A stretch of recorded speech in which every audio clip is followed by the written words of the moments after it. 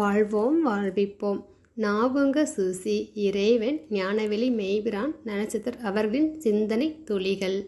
நான் இருக்கிறேன் என்று ஓர் அன்பு உறவாக ஆறுதலாக வேண்டும்.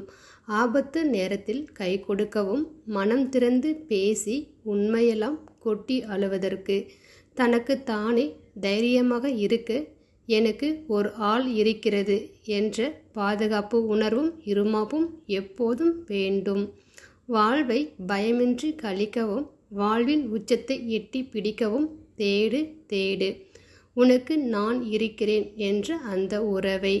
மண்ணில் அடைந்தவனுக்கே வாழ்க்கை இனிக்கும்.